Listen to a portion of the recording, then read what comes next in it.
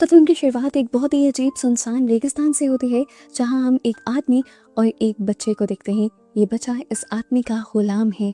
इन दोनों के पास पानी बिल्कुल खत्म हो चुका है, लेकिन फिर भी ये बच्चा अपने आका की बात मान रहा है।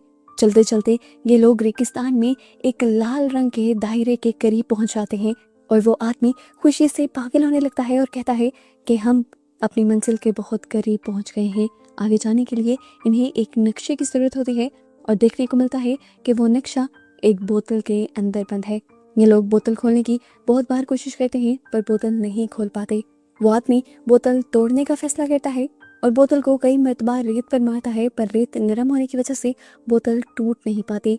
वो बच्चा अपने आका की मदद करने के लिए रेत को इधर उधर करने लगता है कि शायद उसे यहाँ कहीं कोई पत्थर मिल जाए जिससे ये बोतल तोड़ी जा सके, पर वो भी जब नाकाम रहता है तो अब इस आदमी के दिमाग में एक बहुत ही घिनौना आइडिया आता है। वो ये कि वो इस बोतल को उस बच्चे के सर पर मारकर तोड़ दे। इसीलिए वो बच्चे को मुंह उधर कर कर खड़े होने को कहता है और बोतल उसके सर पर तोड़ने ही वाला होता है कि सीन कट हो जाता है और हमें पता चलता है कि ये सारी स्टोरी जो हमने अभी तक देखी वो एक राइटर लिख रहा था और आगे की स्टोरी हम इसलिए नहीं देख पाए क्योंकि उसने यहाँ पर लिखना छोड़ दिया है। कि इस टाइम उसे अपने घर में किसी की आहट महसूस हो रही थी। वो जब सीढ़ियों पर गौर करने की कोशिश करता है तो उसे वहां पर एक लेडी का साया दिखाई देता है। वो जब उस तरफ एक टॉर्च मारता है तो वो साया गायब हो जाता है। अब उसके दिल में भी अजीब डर और वहम चलने लगा था। वो यहाँ से उठ जाता है और जाकर एक बॉक्स निकालता है जिसके अंदर उसके मरे हुए पेरेंट्स की यादें थी। इसी बड़े से कार्टन के अंदर से उसे एक लकड़ी का बॉक्स मिलता है जिसे खोलने पर वो देखता है कि उसमें उसके डैड की बंदूक थी और साथ ही साथ उसमें एक होटल के फ्लायर्स भी थे और यहाँ पर उसके पेरेंट्स के कुछ लेटर्स भी, जिससे उसे पता चलता है कि उनके पेरेंट्स को हमेशा उस होटल में जाना बहुत ज़्यादा पसंद था। वो उस होटल में जाकर हमेशा हनीमून स्वीट में रुका करते थे। अब वो भी उसी होटल में जाने का फैसला करता है और यहाँ आने पर उसे वो होटल तकरीबन खाली मिलता है। होटल का ऑनर इस टाइम 2 गेस्ट के बच्चों को बिठाकर अजीब डरावनी कहानी सुना रहा था। जंगल में एक चुड़ैल की जो जंगल में गुमे हुए लोगों और बच्चों का शिकार किया करती थी। वो उन्हें मारती नहीं थी, उन्हें टॉर्चर करती थी और फिर जंजीरों से बांधकर उन्हें जहन्नुम में ले जाती थी। ये सारी कहानी सुनकर वो दोनों बच्चे बहुत ज्यादा डर जाते हैं और ओम को ये बहुत ज्यादा बुरा लगता है। वो यहाँ पर इन बच्चों को रिलैक्स करने के लिए कहता है कि उन्हें यहाँ से चले जाना चाहिए और इस तरह किसी भी अजनबी के पास बैठकर कहानियां नहीं सुननी चाहिए। यहाँ पर ओम इस टाइम मैनेजर से मिलता है और अपनी बुकिंग करवा ही रहा होता है कि मैनेजर उसे पहचान लेता है कि वो एक बहुत बड़ा राइटर है। वो ओम से कहता है कि मेरा बेटा आपका बहुत बड़ा फैन है, क्या मुझे आपके ऑटोग्राफ आपकी बुक पर मिल सकते हैं। लेकिन ओम इस चीज के लिए मना कर देता है और इससे हमें अंदाजा होता है कि वो अजीब रूड सा इंसान है। फिर मैनेजर अब उसे और कुछ नहीं कहता और अब फ्यूना नाम की अटेंडेंट उसे उसका रूम दिखाने के लिए ले जाती है। वो यहाँ पर फ्यूना को अपनी मॉम की तस्वीर दिखाता है जो यहीं करीब एक बहुत बड़े दरख्त के पास ली गई थी। वो फ्यूना से कहता है क्या तुम मुझे इस दरख्त के बारे में कुछ बता सकते हो। ये दरख्त काफी जाना पहचाना था। फ्यूना जल्द ही उसे पहचान कर उसे उस दरख्त का एड्रेस बता देते हैं, जिसके बाद अपना सामान यहाँ रखने के बाद ओम चला जाता है उसी दरख्त के पास।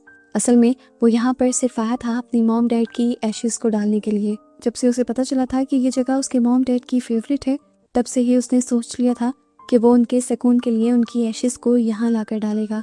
जिसके बाद वो उनके एशेस के जार को भी यहीं एक खोखले हिस्से में रख देता है।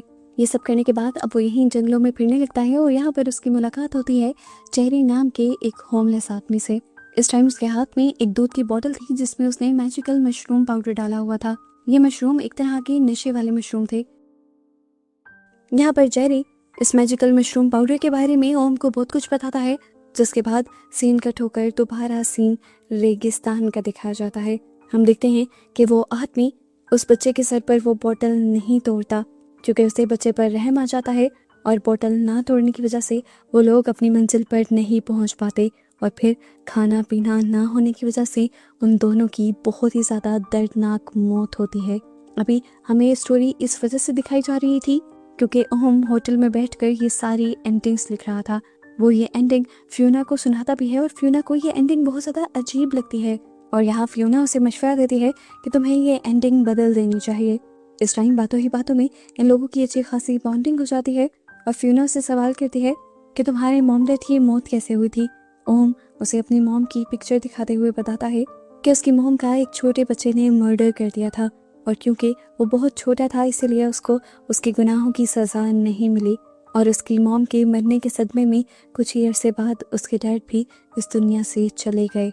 वो बताता है कि मैं यहाँ पर इसलिए आया था क्योंकि ये जगह मेरे मॉम डैड की बहुत ज़्यादा फेवरेट थी और मैं यहाँ पर हनीमून स्वीट के अंदर ही रुकना चाहता हूँ। तब फियोना बताती है कि उसे हनीमून स्वीट के अंदर कोई कमरा नहीं मिल सकता क्योंकि हनीमून स्वीट को उन्होंने काफ़ी टाइम से ये बंद कर दिया है। ओम पूछता है क्यों? तब फियोना जवाब देती है कि यहाँ के ऑनर को लगता है कि हनीमून स्वीट अब एक हॉन्टेड एरिया बन चुका है जहाँ पर वो चुड़ैल है जिसकी कहानी वो स्टार्ट में बच्चों को सुना रहे थे। ओम कहता है क्या ये चुड़ैल उड़ैल की कहानियाँ सच्ची होती हैं? तब फियोना बताती है हाँ सच्ची होती हैं। वो उसे एक बुक भी दिखाती है जिसमें उस चुड़ैल के बारे में बहुत सारी इन्फॉर्मेशन थी और उससे बचने के तरीके भी थे। फियोना उसे बताती है कि अगर वो चुड़ैल उनके पीछे पड़ भी जाए तो उन्हें अपने इर्द गिर्द एक सफ़ेद चौक से गोला बनाकर बैठ जाना चाहिए। वो चुड़ैल उस गोले के अंदर किसी को भी कुछ नहीं करती। इनकी बातों के दौरान यहाँ पर एक दूसरा अटेंडेंट भी आ जाता है और वो यहाँ ओम को बताता है कि एक मरतबा उसने खुद हनीमून स्वीट के अंदर उस चुड़ैल को देखा था। और उसकी बातें सुनकर ओम कहता है बकवास। यहाँ बातों ही बातों में वो अटेंडेंट बताता है कि मैं भी आपकी तरह एक राइटर हूँ और किताबें लिखता हूँ और मैं चाहता हूँ कि आप मेरी एक स्क्रिप्ट ज़रूर पढ़ें। लेकिन ये बात ओम को पसंद नहीं आती कि एक छोटा सा बारटेंडर उसके मुकाबले पे आने की कोशिश कर रहा है और वो यहाँ पर अपनी चाय में रखा हुआ गर्म चम्मच उसके हाथ पे भी लगा देता है। और ये लोग इसके जवाब में उसे कुछ कह भी नहीं सकते क्योंकि गेस्ट को कुछ कहना इनकी पॉलिसी के खिलाफ था। इसके बाद ओम यहाँ से चला जाता है और यहाँ पर फियोना सफाई करने लग जाती है और सफाई के दौरान उसे यहाँ पर ओम की मॉम की पिक्चर और साथ ही साथ उसका टेप रिकॉर्डर मिल जाता है और वो अपने साथी अटेंडेंट से कहती है चलो आओ ये हम ओम को देकर आते हैं क्योंकि ये दोनों चीज़ें उसके लिए बहुत ज़्यादा ज़रूरी हैं। यहाँ जाने पर ये लोग देखते हैं कि ओम का कमरा लॉक था और वो उसे खोल भी नहीं रहा था। ये दोनों परेशान हो जाते हैं क्योंकि काफ़ी ज़्यादा नॉक कर चुके थे। अब फियोना अटेंडेंट से कहती है कि तुम इस कमरे को खोल दो, पर वो जवाब में कहता है कि ऐसा करना हमारी पॉलिसी के खिलाफ है। तब फियोना उसे कहती है खोल दो, बॉस को जाकर कौन बताएगा। ये लोग जब उसका रूम खोलते हैं तो देखते हैं कि उसने तो सुसाइड करने की कोशिश की थी और वो इस टाइम ऊपर लटका हुआ था। ये लोग जल्दी से उसे रेस्क्यू कर लेते हैं और फिर सीन कट होकर हमें ओम को एक बहुत ही डरावनी जगह पर दिखाया जाता है। गौर करने पर हम देखते हैं कि ये जगह कोई और नहीं बल्कि वही होटल ही है जो अब अंधेरों में डूबा हुआ है और उसके पीछे इस टाइम उसकी मॉम है जो बहुत ही ज़्यादा गुस्से में है। इस तरह से ये सब देखकर वो डर कर उठ जाता है और पता चलता है कि इस टाइम वो हॉस्पिटल में था। उसे यहाँ हॉस्पिटल में एडमिट हुए कई हफ्ते गुजर गए थे और कई हफ्तों से ही वो कोमा में था और आज वो जिंदा था तो सिर्फ फियोना की वजह से, क्योंकि उस दिन फियोना ने उसकी जान बचाकर उसे हॉस्पिटल पहुंचा दिया था। अब तबीयत बेहतर होने के बाद उसे हॉस्पिटल से डिस्चार्ज मिल जाता है और अपना सामान लेने के लिए वो वापस होटल जाने का फैसला करता है जहां वो देखता है कि अब ये होटल बंद हो रहा था क्योंकि ये होटल सिर्फ हनीमून सीजन में ही ओपन हुआ करता था। यहाँ पर वो सिर्फ सामान वापस लेने के लिए नहीं आया था, उसे फियोना का शुक्रिया भी करना था क्योंकि उसने उसकी जान बचाई थी। इसीलिए वो होटल मैनेजर को कहता है कि फियोना को तो ज़रा बुला दो, लेकिन होटल मैनेजर बताता है कि फियोना पिछले कई हफ्तों से ही गायब है। आखिरी मरतबा उसे एक हैलोवीन पार्टी के अंदर देखा गया था और उसके बाद से ही वो गायब थी। वो ओम को उस दिन का न्यूज़पेपर भी देता है जिस न्यूज़पेपर में फियोना के गायब होने की रिपोर्ट थी। ओम हैरान परेशान था कि ये सब कैसे हो सकता था, कोई इंसान ऐसे कैसे गायब हो सकता था। मैनेजर कहता है कि पुलिस को होमलेस आदमी जेरी पर शक है जो अपनी वाइफ के मरने के 10 साल तक कहीं गायब रहा और फिर अचानक इसी एरिया में नमोदार हो गया। और वैसे भी काफ़ी सारे लोगों ने फियोना को लास्ट टाइम जेरी से ही बात करते हुए देखा था। यहाँ पर ओम इन सबसे पूछता है कि क्या किसी ने हनीमून स्वीट को देखा है, क्योंकि फियोना ने उससे कहा था कि वो जिंदगी में एक मरतबा हनीमून स्वीट को विजिट करना चाहती है। हनीमून स्वीट का नाम सुनते ही इस मैनेजर के तोते उड़ जाते हैं और वो ओम से कहता है कोई भी हनीमून स्वीट नहीं खोलेगा, वो बहुत खतरनाक जगह है और कई सालों से नहीं खुली है और खबरदार तुमने उधर जाने का सोचा भी, अभी के अभी यहाँ से निकल जाओ, ये होटल बंद होने वाला है। ये सारी बातें कहकर वो उसे होटल से निकाल देता है और अब ओम जाकर जेरी से मिलता है। जेरी के सामान में उसे फियोना की किताब मिलती है और सबकी तरह अब उसे भी लगने लगता है कि जेरी ने ही फियोना का मर्डर किया होगा क्योंकि उसने अपनी वाइफ को भी मारा था। तब जेरी कहता है कि ज़रूरी नहीं कि अगर मैंने अपनी वाइफ को मारा है तो मैं फियोना को भी मारूंगा। फियोना मेरी दोस्त थी, मैं उसके साथ कभी ऐसा नहीं करूंगा और रही मेरी वाइफ की बात, मैंने अपनी वाइफ को मारा नहीं था, बल्कि उसे उसके दर्द से आज़ादी दी थी। वो बहुत ज़्यादा बीमार थी और दुख और नहीं सह पा रही थी। तो ओम सवाल करता है, फिर फ्यूना कहाँ जा सकती है? ये बात तुम्हें ही पता होनी चाहिए। ये देखो, तुम्हारे सामान में उसकी किताब भी है। वो कहता है, बेशक मेरे पास फ्यूना की किताब है, ये किताब मुझे उसने दी थी, लेकिन अब मैं ये भी जानता हूँ कि वो मर चुकी है, गुमी नहीं है। मैं हर रात चोरी से उस होटल के अंदर जाया करता था कुछ मेडिसिन चुराने के लिए, और उस रात जब मैं उस होटल के अंदर गया तो हनीमून स्वीट की घंटी बज रही थी। ये घंटी बहुत पुरानी थी, इसे सिर्फ हनीमून स्वीट के कमरे के अंदर से ही बजाया जा सकता था। जब मैंने वहां मुड़कर देखा तो फ्यूना की आत्मा हनीमून स्वीट की घंटी की तरफ इशारा भी कर रही थी, और मुझे लगता है कि हनीमून स्वीट के अंदर ही वो लोग हैं। ओम कहता है, हम अंदर जाएंगे कैसे? जेरी कहता है, वो तुम मत सोचो, वो मेरा मसला है। यहाँ पे ये दोनों अब रात होने के इंतजार में बातें करने लगते हैं, और जेरी बताता है कि एक मर्तबा मेरी वाइफ की सोल मेरे पास आई भी थी, शुक्रिया करने के लिए, क्योंकि मैंने उसे उसके सारे दर्द से आज़ादी दे दी थी। खैर, रात होने पर अब जेरी अपनी चोरी की हुई चाबियों से वो होटल खोल लेता है और होटल के अंदर पहुंच जाता है। ओम आगे बढ़कर इन्वेस्टिगेशन करने लगता है, जबकि जेरी पीछे था। जेरी को पीछे से वो मैनेजर पकड़ लेता है, और पता नहीं क्यों वो जेरी को ही मर्डर समझकर उसके बारे में पुलिस को आगाह भी कर देता है और अपनी वैन में डालकर कहीं ले जाने भी लगता है। जबकि दूसरी तरफ ओम अकेला होटल के अंदर फ्यूना को ढूंढ रहा था, और तभी उसे हनीमून स्वीट की घंटी बजती हुई दिखाई देती है। चेक करने के लिए ओम हनीमून स्वीट के अंदर चला जाता है, पर यहाँ उसे कोई भी नहीं मिलता। यहाँ वो सोचने लग जाता है कि उसके मॉम और डैड ने यहाँ कितनी ही अच्छी यादें गुजारी होंगी। इन सारी सोचों के दौरान वो यहीं लेट कर सो जाता है, और ख्वाब में उसे एक बच्चा दिखाई देता है। ये बच्चा कोई और नहीं बल्कि वो खुद था। उसके पास उसके डैड का एक छोटा सा संदूक था, जिसे खोलने पर उसे अंदर से एक पिस्टल मिली थी। ये पिस्टल उस रात उसने चला दी थी, जिसकी गोली उसकी मॉम को लगी और वो मर गई। यानी उसकी मॉम को मारने वाला कोई और नहीं बल्कि खुद ओम ही था, और जो स्टोरी उसने फ्यूना को सुनाई थी वो बिल्कुल झूठी थी। उसे यहाँ पर पास्ट की अब दर्दनाक मेमोरीज याद आने लगती हैं, और हमें पता चलता है कि अपनी मॉम को मारने के बाद से उसके डैड उसे पसंद नहीं किया करते थे, और फिर शराब की लत लग गई उन्हें, यहाँ तक कि एक दिन उसी शराब की वजह से उनकी मौत हो गई, और वो भी ओम को इस दुनिया में अकेले छोड़ गए। इन्हीं सारे ख्यालों के दौरान उसे एक खरगोश की शक्ल का सा इंसान दिखाई देता है, और वो इस इंसान से बहुत ज्यादा डर जाता है। जल्दी से यहाँ से भागने के लिए वो एक दरवाजे के आगे जाता है, और उसका जब बटन प्रेस करने ही वाला होता है तो मैनेजर उसे ये बटन प्रेस करने से रोक देता है और उसे दूसरे दरवाजे से चलने को कहता है।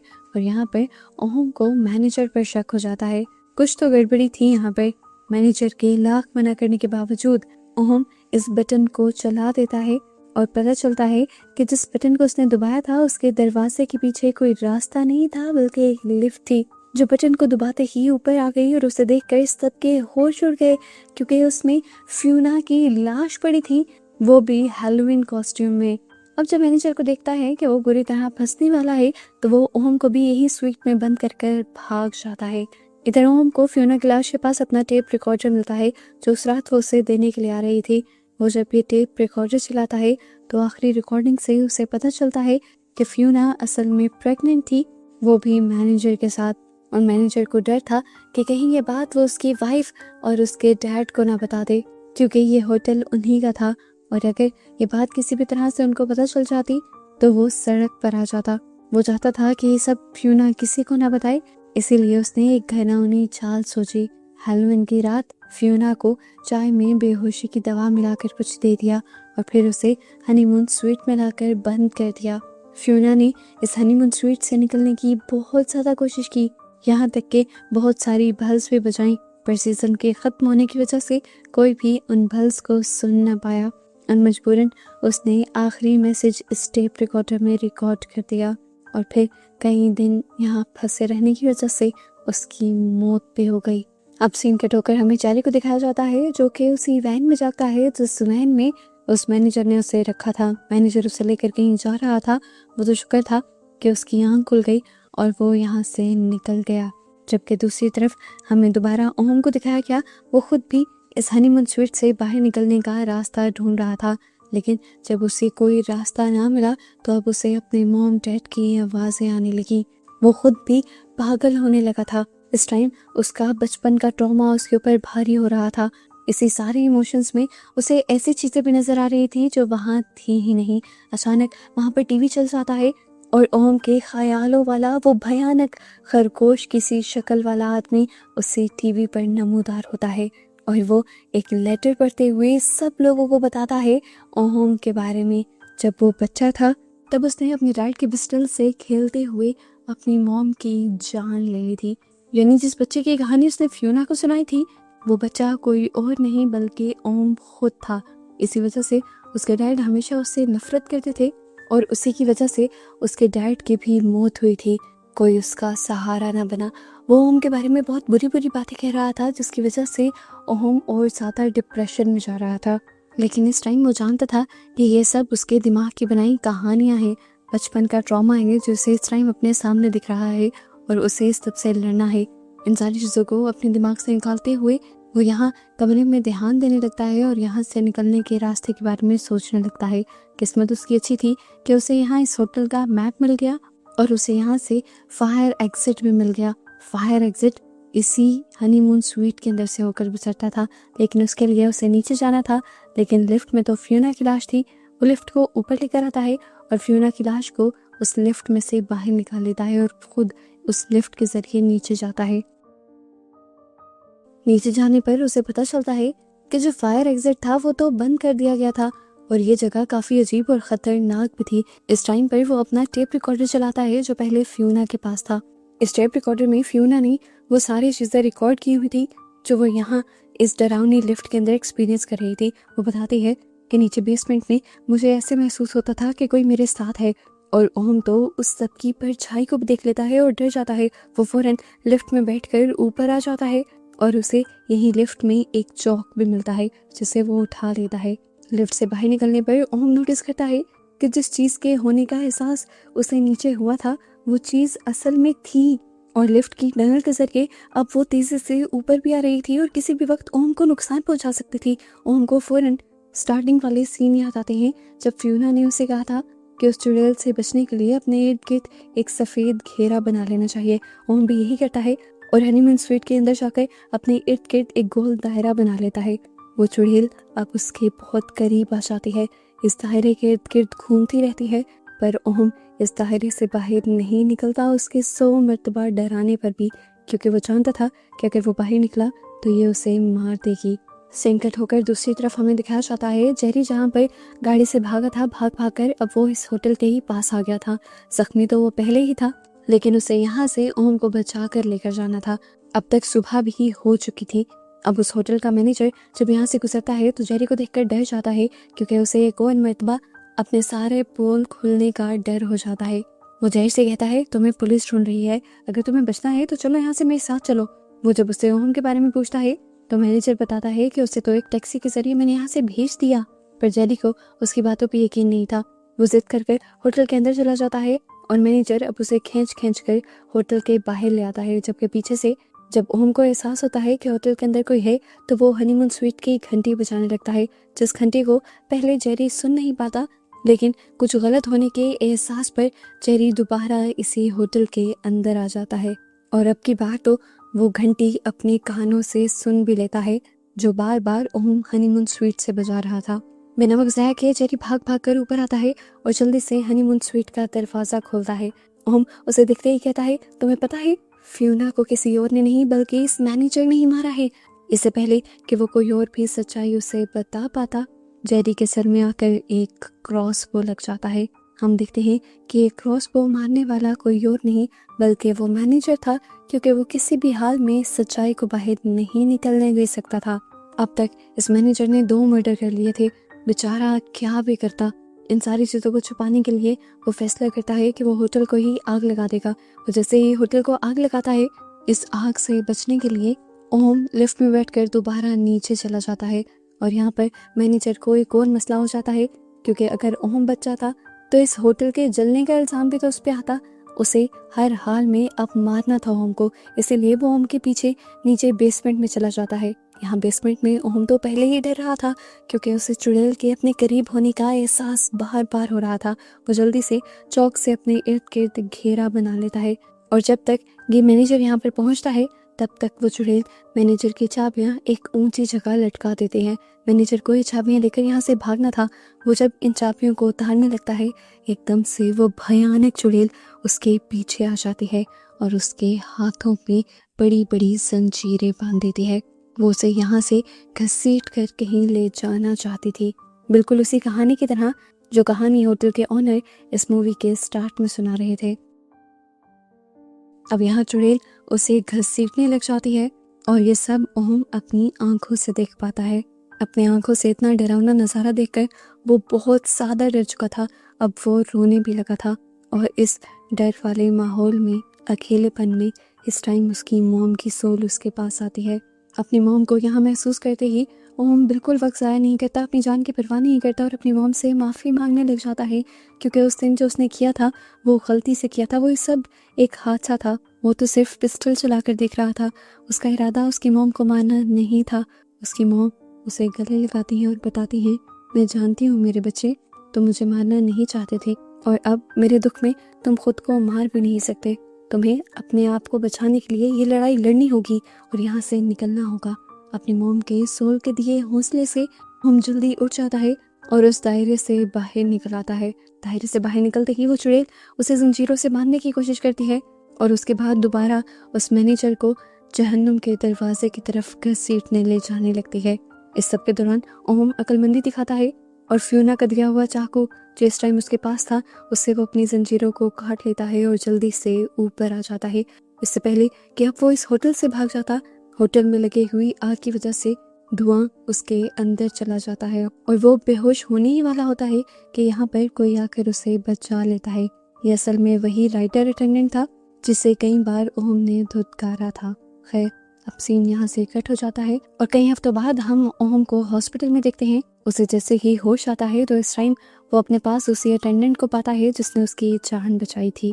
और अब यहाँ पर कहानी का एक बहुत बड़ा ट्विस्ट ये रिवील होता है कि जितना कुछ हमने इस मूवी में देखा और जितना कुछ यहाँ पर ओम ने एक्सपीरियंस किया था, वो तो असल में उसके साथ हुआ ही नहीं था। वो सब उसके दिमाग की बनाई कंडीशंस और सिचुएशंस थी जिसके अंदर वो घूम रहा था। यहाँ पर वो राइटर अटेंडेंट कन्फेस करता है कि उस दिन जब तुमने मेरे साथ बहुत बुरा बिहेव किया तब मुझे बहुत ज़्यादा गुस्सा आ गया था, इसीलिए मैंने तुम्हारी चाय के अंदर वो मशरूम पाउडर मिला दिया था जिस मशरूम पाउडर की बात ये जेरी किया करता था। और उस मशरूम पाउडर की खासियत यही थी कि वो इंसान को ऐसी चीज़ें दिखाती थी जो असल में उसके इर्द गिर्द हो ही नहीं रही होती थी। ओम को इस टाइम इस अटेंडेंट की बातों पर बिल्कुल भी यकीन नहीं आ रहा था, क्योंकि जो कुछ हुआ था वो उसे एग्जैक्ट याद भी था और इस टाइम उसे अपने हाथों पर उन जंजीरों के निशान भी दिखाई दे रहे थे जो चुड़ैल ने उसके हाथों में बांधे थे, लेकिन बाकी सबको वो निशान नहीं नजर आ रहे थे। तो इसका मतलब ये था कि अटेंडेंट सच बोल रहा था। अटेंडेंट उससे अपने किए की माफ़ी मांगता है और कहता है, मैं बस ये सब कर इतना चाहता हूँ कि आप एक मरतबा मेरी स्क्रिप्ट पढ़ लें। इस मरतबा ओम उसके साथ कोई बुरा बिहेव नहीं करता और ये अटेंडेंट उसे उसकी मॉम की पिक्चर भी वापस कर देता है। ओम अब यहाँ बैठकर अपनी उसी कहानी का एंड लिखने लग जाता है जो कहानी वो फिल्म के स्टार्ट में भी लिख रहा था, जो एंड उसने पहले लिखा था। क्योंकि फ्यूना ने उसे रिजेक्ट कर दिया था तो अब ओम को लगा कि उसे ये एंडिंग बदल देनी चाहिए। हमें दोबारा रेगिस्तान का सीन दिखाया जाता है जहाँ पर वो आदमी उस बच्चे के सिर पे बोतल नहीं मारता, बल्कि वो बोतल बच्चे को पकड़ा देता है और कहता है कि तुम ये मेरे सर पर मारो। बच्चा ऐसा करना नहीं चाहता था, वो अपने मालिक से बहुत ज़्यादा प्यार करता था, इसीलिए वो बोतल दूर फेंक देता है और अपने मालिक को गले लगा लेता है। अब यहाँ पर कैमरा मूव होता है और हमें बोतल दिखाई जाती है जहाँ पर उस बच्चे ने वो बोतल गिराई थी, वहाँ पर एक बकरी का सर भी पड़ा हुआ था, जो इस चीज़ की तरफ इशारा था कि ये दोनों अब मरेंगे नहीं, ये लोग इस कल के जरिए उस बोतल को तोड़ देंगे और अपनी मंजिल तक भी पहुंच जाएंगे। ओम ने इनकी भूखमरी से बनने वाली एंडिंग ख़त्म कर दी थी और ऐसे ही उसकी लिखी इस कहानी के सीन को दिखाते हुए ये मूवी यहाँ ख़त्म हो जाती है।